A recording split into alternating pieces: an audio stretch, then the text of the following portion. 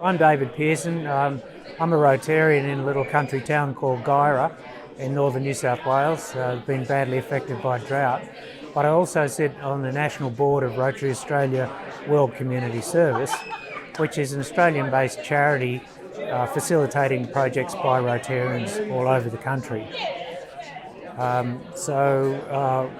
We have entered into a partnership with the Federal Government's North Queensland Flood and Drought Agency to deliver the Drought Communities Outreach project. And this project effectively has two components to it as a national project. It has outreach events for communities to be informed about all of the support that's available to deal with drought and recovering from drought right across the nation. And Rotary's supporting that by helping with catering and wellbeing and promotional activities around the events. And the second component is the distribution of $500 debit cards, essentially vouchers, to eligible members of the communities that have been affected by drought. So we're facilitating that at the events, but in addition to that, we're also mailing them out to people that we've identified through the Rotary network and also through the regional recovery offices of the Drought Agency. Now, I have to just say, though, that that is on top of work that's being done at a local level by Rotary clubs all over the country and Rotary districts.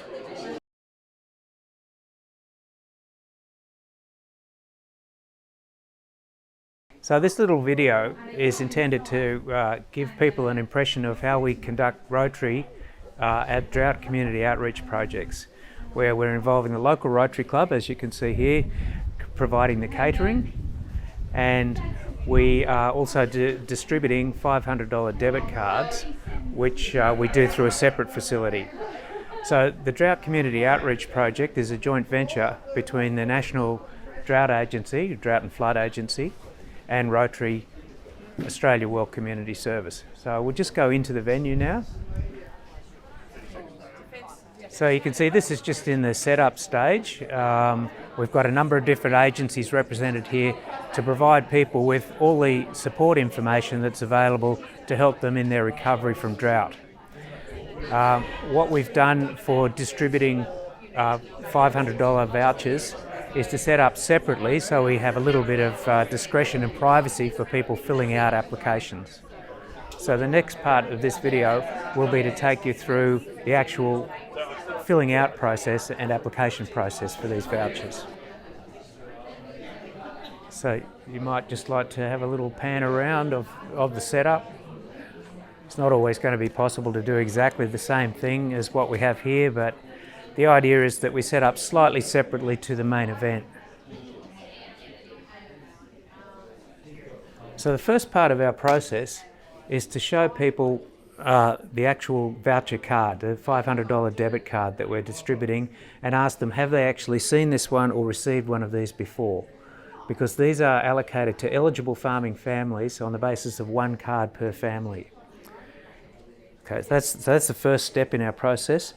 The second step is to ask them, are they a farmer, a farm employee, a farm contractor, or a farm supplier? Because there's a slightly different routine for each one of those categories.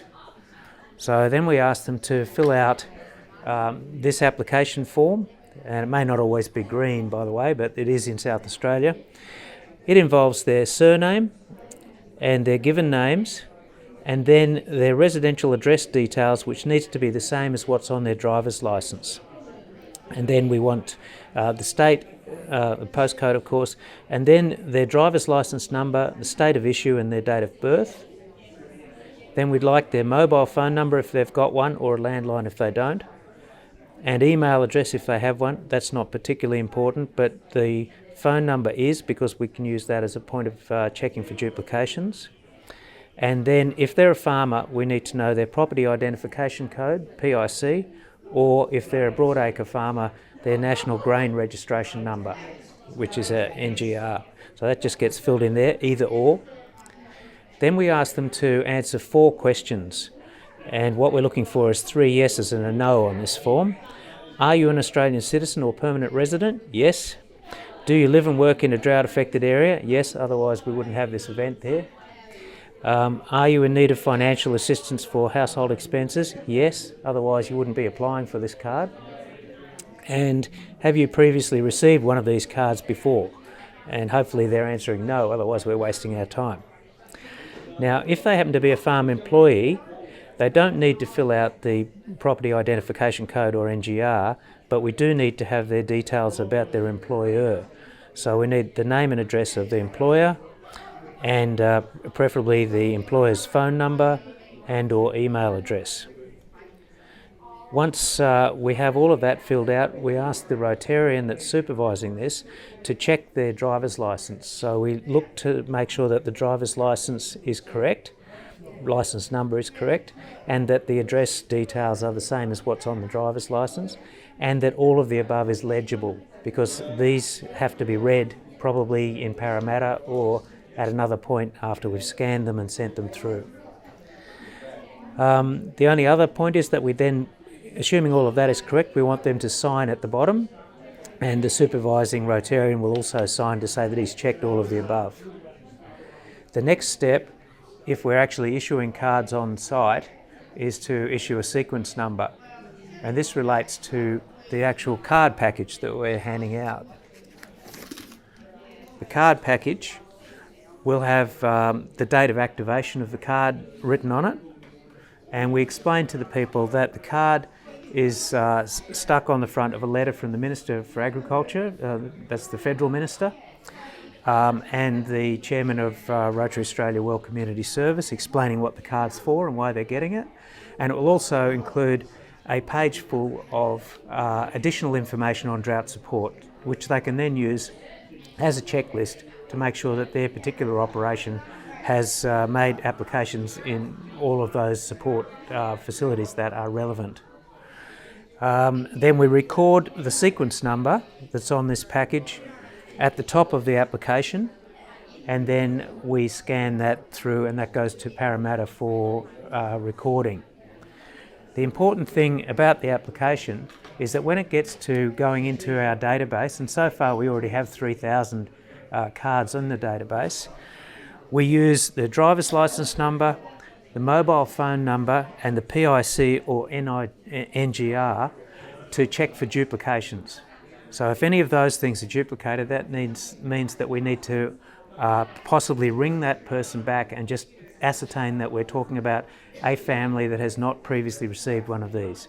It's very important for avoiding any duplication or what they call double dipping.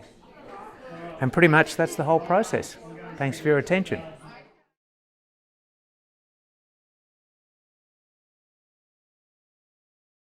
Oh, they've got so much to gain. I've gained personally a lot from coming to these events already, because these events are bringing together all sorts of government agencies, both state and federal, as well as non-government agencies, and every body is offering some level of support, and they're all slightly different.